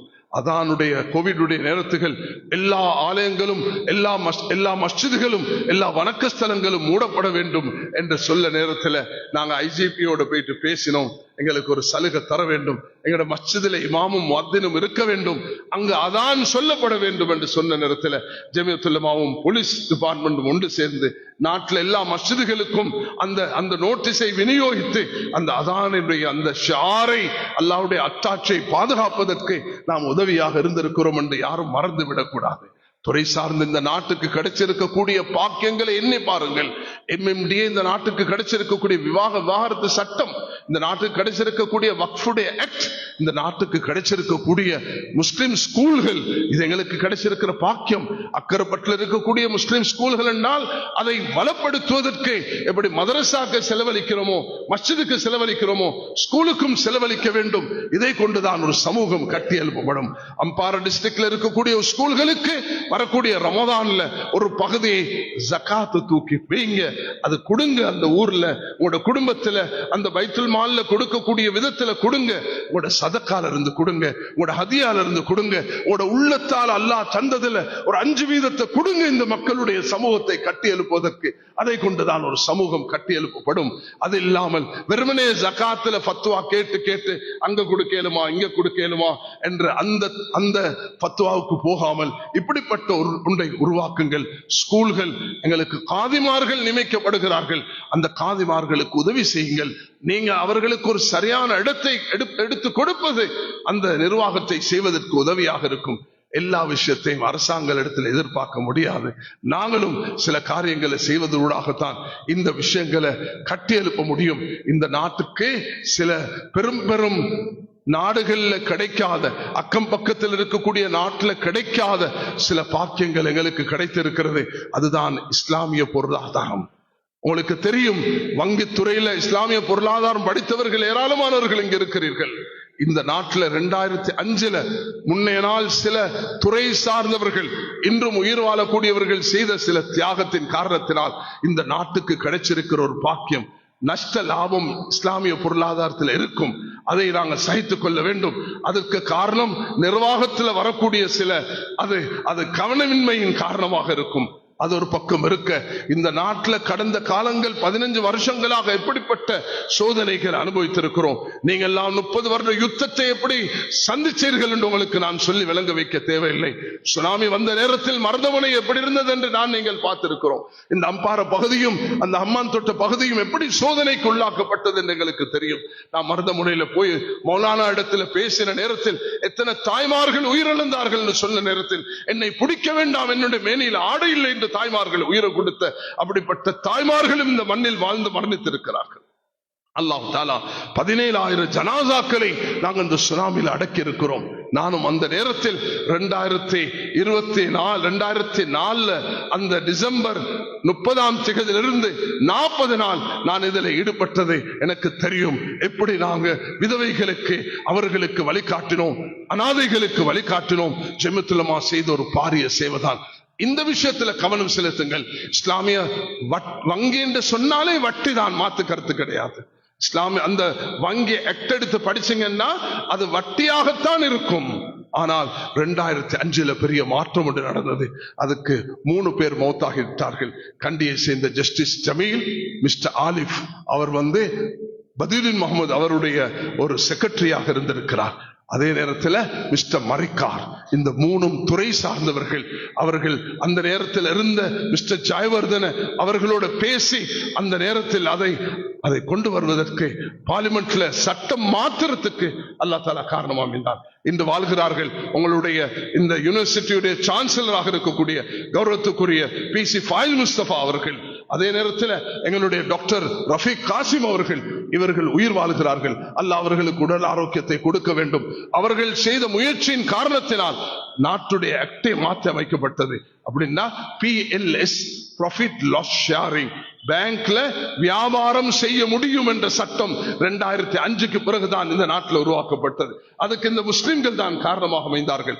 முன்னோர்களான முபாரக் ஹசரத் அவர்கள், ரியால் ஹசரத் அவர்கள், இன்னும் நியாஸ் ஹசரத் அவர்கள், அவர்களும் இதுக்கு பங்காளியாக மாறி இருக்கிறார்கள். அவர்களுடைய சலாவுதீன் ஹசரத் அவர்கள், இந்த 4 பேரும் அதுக்கு ஒரு உறுதுணையாக இருந்து சில விஷயங்களை கட்டியெழுப்பதற்கு காரணமாக அமைந்திருக்கிறார். இப்ப இதுல விவாதிச்சு கொண்டு ஒரு காசி கோர்ட்ல ஒரு பிரச்சனை வந்தா சோசியல் மீடியால போடுறது, ஒரு மஸ்ஜிதுல ஒரு பிரச்சனை வந்தா சோசியல் மீடியால போடுறது, அது ஒரு ஆலிம்ல ஒரு தவறு வந்தா அதை அம்பலப்படுத்துறது, ஒரு மதரசால ஒரு பிரச்சனை வந்தா அதை தூக்கி வெளியே போடுறது. இது இஸ்லாம் சமூகம் ஒரு நாளும் உருப்பட மாட்டாது. இத சமூகம் வழிகாட்ட வேண்டும், வழிநடத்த வேண்டும். மஸ்ஜிதுகள் ஒரு சமூகத்தை உருவாக்குவதற்கு இந்த அடிப்படைகளில் நாம் தவறிழைத்தால் அங்கு இந்த சமூகம் வீணாகி போயிடும். அதனால் ஒரு சமூகத்தை கட்டி எழுப்புவதற்கு நான் ஒரு சில விஷயங்களை தான் சுருக்கமாக முன்வைத்திருக்கிறேன். இன்ஷா அல்லாஹ் நான் நினைக்கிறேன் லாக்கில் தக்ஃபில் இஷாரா. நான் 2 விஷயத்தை சொல்ல விரும்புகிறேன். ஒரு ஹதீஸ்ல வருகிறது, எத்தி வைப்பவரை விட எத்தி வைக்கப்பட்டவர்கள் அவர்கள் கிரகிக்கக்கூடியவர்களாக இருப்பார்கள். எனக்கு நம்பிக்கை இருக்கிறது, இந்த மண்ணில் இந்த மஸ்ஜிதில் அமர்ந்திருக்கக்கூடிய அமைதியாக இந்த 1 மணி நேரத்தை 1.5 மணி நேரத்தை கழித்துக் கொண்டிருக்கக்கூடிய நீங்களும் தாய்மார்களும் சகோதரிகளும் கிரகிக்கிறீர்கள், புரிந்து கொள்கிறீர்கள், உள்ளத்தில் நிரப்பமான நீயத்துடன் இருக்கிறீர்கள். யா அல்லாஹ் இந்த ரமதானை ஒரு சமூக மாற்றத்துக்குரிய ரமதானாக ஆக்கி தருவாயாக என்று நாம் அல்லாஹ்விடத்தில் மன்றாட்டுடன் தான் இந்த பயணத்தை ஆரம்பித்திருக்கிறோம். வாலிபர்கள் தயாரிக்கப்படுவார்கள், சிறார்கள் மஸ்ஜிதுக்கு, மக்தப் 5 வயது ஆகிட்டா தாய்மார்களே உங்களோட குழந்தைகளை மஸ்ஜிதுக்கு அனுப்புங்க, குர்ஆன் ஓத வைங்க. நான் ஒரு 5 நிமிஷம் கூட எடுக்கிறேன், பிரச்சனை இல்லை, 10 நிமிஷம் கவனமாக கேளுங்க, முடிக்க போகிறேன். குழந்தைகள், அல்லாமா இக்பால் எங்கள் யாருக்கும் தெரியாதவர் அல்ல. அல்லாமா இக்பாலுடைய கவிதைகள் அது அந்நியனுக்கும் தெரியும், ஐரோப்பியர்களுக்கும் தெரியும். அல்லாமா இக்பால் அவர்கள் பேசினது அதிகமாக உருது மொழியில தான், ஹிந்தில தான் அவர்கள் பேசினார்கள். ஆனால் உலகம் அதை வரவேற்கிறது. அவர்கள் ஸ்பெயினுக்கு போய் வந்தார்கள், வந்து சொன்னார்கள், ஓ இந்திய மக்களே, முல்லாக்கள், அவர் சொன்ன வார்த்தை முல்லாக்கள், இந்த மௌலைமார்கள் குழந்தைகளுக்கு குர்ஆன் கற்பிப்பதை விட்டார்கள் என்றால் ஒரு சமூகம் ஸ்பெயினை போல மாறிவிடும் என்று சொன்னார். கருத்து என்ன? ஸ்பெயின் அப்படியே மதம் மாறி போய் ஆயிரக்கணக்கான மஸ்ஜிதுகள் அது வேற மதங்கள் கையில மாறி போனது. இந்த இந்தியா மண்ணும் அப்படி ஆகிவிடும் எச்சரிக்கை செய்தார்கள். கன்னியமார்கள், இன்றைய வாலிபர்கள் சிறார்களை நாங்க ஸ்கூலுக்கு, காலேஜுக்கு, யூனிவர்சிட்டிக்கு கொடுக்கிறோம். அவர்கள் போகக்கூடிய துறைகள்ல எங்கேயும் அல்லாஹ் ரசூல் ஆகிரத் பேசப்பட மாட்டார். மெடிக்கல் படிக்கிற இடத்துல அது அல்லாஹ் ரசூல் ஆகிரத் பேசப்படுமா? இன்ஜினியரிங்ல அது இருக்குமா? லால அது இருக்குமா? இந்த இஸ்லாமிய நாடா இது, மதீனா முனவ்வராவா அதை பத்தி படிச்சு கொடுக்கறதுக்கு? எங்கேயும் அதை பத்தி பேச மாட்டாது. டென்டிஸ்ட், அது சயின்டிஸ்ட், அது மெடிக்கல், அது இன்ஜினியரிங், அது அக்கவுண்டிங், எங்கேயுமே இஸ்லாம் என்ற வார்த்தையே வரமாட்டாது. அப்ப எங்க இருந்து வரும்? இந்த 5 வயது புள்ள 15 வயது வரைக்கும் ஆலிமோடு சேர்ந்து பயணிக்கக்கூடிய நேரத்தில் அங்குதான் இந்த ஆலிம்களும் மனம் திறந்து தன்னுடைய புள்ளையை அனுசரிக்கிறது போல, அரவணைக்கிறது போல அந்த குழந்தைகளை பாசத்தோடு ஏசாமல் திட்டாமல் துவா செய்து ரசூல் ஸல்லல்லாஹு அலைஹி வஸல்லம் எப்படி ஒரு குழந்தையை வழிநடத்தினார்களோ அது போல நாங்கள் வழிநடத்த வேண்டும். அன்பு உலமாக்களே, 10,000 15,000 வரைக்கும் வாழக்கூடிய இந்த நாட்டு உலமாக்களே, உங்களை விழித்தவனாக உங்களுக்கு இந்த தூதை தருகிறேன். ஒவ்வொருவரும் மஸ்ஜிதில் ஈடுபடுங்கள். உங்களுடைய நேரத்தை மஸ்ஜிதுக்கு கொடுங்கள். நிர்வாகிகளே, அதுக்கு துணையாக இருங்கள். முன்னைய காலங்களில் நாங்கள் கட்டி எழுப்பி 2 லட்சம், அது 1500 மஸ்ஜிதுகள், 3000 மஸ்ஜிதுகளுக்கு கொண்டு போயிட்டு சேர்த்தோம். ஆனால் அந்த ஜஹரானுடைய ஃபித்னாவின் காரணத்தினால அது அப்படி வீழ்ச்சி அடைந்து போயிருக்கிறது. எல்லாரும் மறுமலர்ச்சிக்கு முதல் கட்டமாக இந்த மக்தபுகளை ஹயாத்தாக்குவோம் என்ற நியத்தை வைப்போமா? எல்லாரும் இன்ஷா அல்லாஹ். உலமாக்களும் துறை சார்ந்தவர்களும் சேர்ந்து அக்கறைப்பட்டு முன்மாதிரியாக இருங்கள். வாருங்கள், அலைங்கள், துறை சார்ந்தவர்கள் அமருங்கள். உலமாக்கள் மட்டும் இருந்து பேசிக் கொள்வதற்கல்ல, சமூக விஷயங்களை துறை சார்ந்தவர்களை எடுங்க. மற்ற நிர்வாகிகள் வாங்க, பெடரேஷன்களை உருவாக்குங்க, அங்கிருந்து பேசுங்க. பிரச்சனைகளை பேசாம தீர்வுகளை பாருங்க. இந்த பிரச்சனைக்கு என்ன தீர்வு? எங்களுக்கு இந்த தீர்வு இருக்குது, போகலாம். நான் பார்க்கிறேன் எப்படின்னா, நான் இந்த இஸ்லாமிய பொருளாதார விஷயத்துல 1995 என்னோட பயணித்த முபாரக் ஹசரத், ரியால் ஹசரத், சலாவுதீன் ஹசரத், நியாஸ் ஹசரத் எல்லாரும் மௌத்தாகிட்டாங்க. நானும் இப்ப நெருங்கி கொண்டிருக்கிறேன் போறதுக்கு, எந்த நேரம் என்று தெரியாது. கண்ணியமானவர்களே, ஈமானோட மதீனாவுடைய மௌத்த அல்லாஹ்வின் மரணத்தை அல்லாஹ் எங்கள் அனைவர்களுக்கும் நசீபாக்குவானா. நாங்க துறை சார்ந்தவர்களை உருவாக்கணும். மதரசால சில வாலிபர்களுக்கு அந்த தைரியம் இருக்கும். அவர்கள் நான் ஒரு ஜட்ஜாக வரணும், நான் ஒரு காதியாக வரணும், அடையாளப்படுத்துங்க. அவருக்கு இன்றைக்கு 25 வயசா இருக்கும், ஆனால் ஒரு 15 வருஷத்துக்கு பிறகு அவர் ஒரு காதியாக வர முடியும். அவருக்கு அந்த ஆளுமையை உண்டாக்குங்க, அதை பயிற்சி கொடுங்க. அவருக்கு ஒரு அரசியல்வாதியை உருவாக்குறதுக்கும் இந்த மஸ்ஜித் பயன்படுத்தப்பட வேண்டும். முஸ்லிம்கள் அரசியல்வாதிகளாக வரும் பொழுது இஸ்லாமிய அடையாளம் அவர்களிடத்தில் காட்சி அளிக்க வேண்டும். அதுக்கும் உலமாக்களும் துறை சார்ந்தவர்களும் சேர்ந்து அதை கட்டி எழுப்ப வேண்டும். அரசியல்வாதிகளை திட்டி ஏசி இருந்த ஒரு சமூகம் உருவாக மாட்டாது. அரசியல் இருக்கக்கூடிய குறைபாடுகளை அடையாளப்படுத்தி தீர்வுகள் கொடுங்கள். நான் கொடுக்கும் தீர்வு ஒரு சமூகம் உருவாகும் என்று சொல்லும் பொழுது ஸ்பீக்கராகவும் இருப்பார், பார்லிமெண்ட்ல இருப்பார், ஆனால் அவருடைய ரெக்கார்ட்ல அல்லாஹ் ரசூல் ஓடிக்கொண்டிருப்பார். அவர் பேசும் பொழுது முதலாவது உலமாக்களிடத்தில் கேட்பார், இந்த துறையில நான் எப்படி பேச வேண்டும் என்று கேட்பார். அவர் அந்த வழிகாட்டலோட உலமாக்கள் அவர்களுடைய உதவியை எடுப்பார்கள். ரெண்டும் சேர்ந்துதான் தாவனு அல் பிர்ரி வத் தக்வா, நல்ல விஷயங்களுக்கு உதவியாக இருக்க வேண்டும் என்ற இந்த பயணத்தை பயணிக்கக்கூடிய நேரத்தில் தான் இந்த காரியங்கள் நடைபெறும். கண்ணியமானவர்களே, நாங்கள் ஒற்றுமையாக இருப்போம். ஒரு சின்ன சம்பவத்தை சொல்கிறேன். 3 மாடுகள் ஒன்று சேருமாம். அது நல்ல கொம்புள்ள மாடுகள், ஒன்று கருப்பு, ஒன்று வெள்ளை, ஒன்று பிரவுன். சிங்கம் வந்தா அது சிங்கத்தை விட தைரியமாக 3 மாடும் நிக்க கொல சிங்கம் ஒளிஞ்சு ஓடிடும். சிங்கம் ஒரு நல்ல ஒரு ட்ரிக்கி ஒரு தந்திரத்தை கையாண்டுச்சு. அது போய் கருப்பையும் பிரவுனையும் தனி எடுத்து சொல்லிச்சான், இந்த பாரு, இந்த வெள்ளை எங்கட நிறம் இல்லை, நாங்க 3 ஒன்று தானே, நான் அதை கொல்லும் பொழுது, அதை அடிக்கும் பொழுது நீ கை வரக்கூடாது, நீ ஒதுங்கி இருக்கணும். அது முடிச்சிருச்சு கருப்பு. 2வது வந்துச்சு பிரவுன். வெள்ளை முதலாவது வெள்ளையை முடிச்சிச்சு. அதுக்கப்புறம் பிரவுனுக்கிட்ட வந்து சொல்லிச்சு, ஏன் நிறம் ஓண்ட நிறம் ஒன்று தானே, இது கருப்பு, இதை முடிக்கிறேன்னு சொல்லிச்சு. அதையும் முடிச்சிருச்சு. 3வது வந்துச்சு இந்த பிரவுன் கிட்ட. பிரவுன் சொல்லிச்சான், என்ன கொஞ்சம் பேச விடு.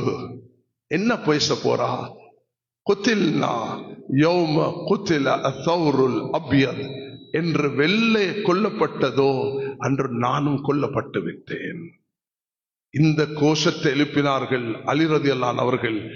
உஸ்மான் என்று ஷஹீதானாரோ ரலியல்லாஹு அன்ஹு, அன்று அலியும் கொல்லப்பட்டு விட்டார் என்று சொன்னார்கள். சமூகத்தை கூறு போடுறதுக்கு டிவைட் அண்ட் ரூல் தான் இந்த அநியாயக்காரர்களுடைய சூழ்ச்சி. அதுக்கு நாங்க மாட்டிக்கொள்ள கூடாது, நாங்க தயாரிக்க வேண்டும்.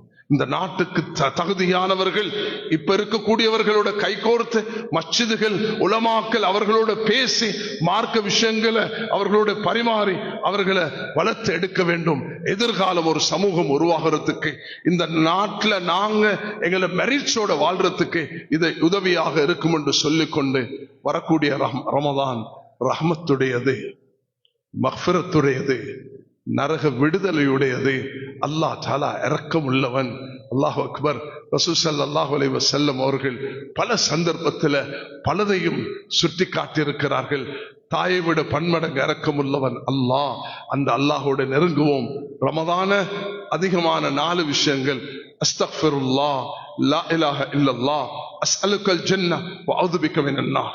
அல்லாஹ் சொர்க்கத்தை தா, நரகத்திலிருந்து பாதுகாப்பு தா. எல்லாரும் அஸ்தக்ஃபிருல்லாஹ் அஸ்தக்ஃபிருல்லாஹ் என்று சொல்வதோட லா இலாஹ இல்லல்லாஹ் அதிகமான திக்ர்கள் இதை செய்ய வேண்டும். ஜமியத்துல் உலமால ஏற்பாடு செய்து ரமதானுக்கு எங்களுடைய சில வழிகாட்டல்கள் இருக்கிறது. அதுகளை மக்களுக்கு ஒவ்வொரு நாளும் நீங்க கொஞ்சம் வழிகாட்டல் கொடுத்தா ரமதானுடைய சட்ட திட்டங்கள் என்ன, அந்த சட்ட திட்டங்களை மக்களுக்கு விநியோகிங்க, அதை சொல்லுங்க, உற்சாகப்படுத்துங்க. அதே நேரத்தில் ஜகாத்துடைய விநியோகத்துக்கு வழிகாட்டுங்க. நாங்க ஒரு மகாநாடு நடத்தினோம் சென்ற மாதம் 24ஆம் தேதி. அந்த மகாநாட்டில் இலங்கையில 350-400 உலமாக்கள் ஃபத்வா துறை மார்க்க விஷயத்தில் உள்ளவர்கள் அழைத்தோம். அவர்களுக்கு ஜகாத் விநியோகம் சம்பந்தமாக வழிகாட்டல் கொடுத்திருக்கிறோம். எல்லா மக்களும் ஏராவூர், காத்தாங்குடி, கல்முனை, பெட்டிக்குளோ, அம்பாறை இந்த பகுதி எல்லாரும் சேர்ந்து அந்த 14 டிவிஷன்களும் அம்பாறையில பெட்டிக்குளோல இருக்கக்கூடிய 3 டிவிஷன்களும் சேர்ந்து உலமாக்கள், துறை சார்ந்தவர்கள், மஸ்ஜித் நிர்வாகிகள் சேர்ந்து இந்த பயணத்தை முன்னெடுத்து போக்கல ஒரு சிறந்த சமூகம் உருவாக முடியும். ரமதான் குர்ஆன் இறங்கிய மாதம், லைலத்துல் மாதம், பத்ருடைய வெற்றியுடைய மாதம். அல்லாஹ் இடத்துல மன்றாடுவோம், யா அல்லாஹ் இந்த ரமதான் எமக்கு ரஹ்மத்துடையதாக, மக்ஃபிரத்துடையதாக, உலகத்துக்கு சாந்தியும் சமாதானம் உடையதாக அல்லாஹ் தஆலா ஆக்கி தர வேண்டும் கேட்டுக்கொண்டு இறுதியாக இமாம் புகாரி பதிவு செய்த அந்த ஹதீஸை கொண்டு முடிக்கிறேன். நாளை கியாமத் நாளையில சில மனிதர்களுடன் அல்லாஹ் ரகசியம் பேசுவானாம். ரகசியம் பேசக்கொள்ள அல்லாஹ் சொல்லுவானாம், நீ இதை செய்தாய், இதை செய்தாய், இதை செய்தாய். அவன் நடுங்குவான். ஏன்னா நான் இன்றைக்கு பிடிபட்டுட்டேன் என்று சொல்லும் பொழுது அல்லாஹ் சொல்லுவானாம், இதெல்லாம் மன்னிச்சுட்டேன், உன்னை சொர்க்கத்துக்கு அனுப்புறேன் என்று. அல்லாஹ் என்னை உங்களையும் அந்த கூட்டத்தில் ஆக்கியருள்வானாக. வந்த எல்லோரும் இந்த தூதை சுமந்தவர்களாக போகக்கூடிய பாக்கியத்தை அல்லாஹ் நம் அனைவர்களுக்கும் தருவானாக. யா அல்லாஹ், இதோ இந்த மஸ்ஜிதில் நாம் ஒன்று சேர்ந்து உம்மத்தை கட்டி எழுப்பும், ஒரு சமூகத்தை கட்டி எழுப்பும் ஒரு பணியில் ஈடுபட்டோம். யா அல்லாஹ், பேசினவர்கள் கேட்டவர்கள் எல்லோரும் சிறப்பான மக்கள். யா அல்லாஹ், எங்களை நீ கபூல் செய்வாயாக. யா அல்லாஹ், அக்கறை பற்றி இந்த மஸ்ஜிதை காரணமாக ஆக்கி உலக நாடுகளுக்கு இந்த தூதை கொண்டு போகக்கூடிய பாக்கியத்தை யா அல்லாஹ் எங்களுக்கு நசீபாக்குவாயாக. யா அல்லாஹ், ஒன்றுபட்ட உம்மத்தாக, ஒரு சிறந்த முன்மாதிரியான சமூகமாக எங்களை நீ ஆக்கருள்வாயாக. எங்களுடைய சிறார்கள், எங்களுடைய வாலிபர்கள், எங்களுடைய யுவதிகள், எங்களுடைய தாய்மார்கள், எங்களுடைய புத்திசாலிகள், எங்களுடைய துறை சார்ந்தவர்கள், எங்களுடைய அரசியல் தலைவர்கள், இந்த நாட்டில் வாழக்கூடிய அனைத்து முஸ்லிம்களும் யா அல்லாஹ் ஒன்றுபட்டு ஒரு சிறந்த சமூகமாக வாழ கிருபை செய்வாயாக.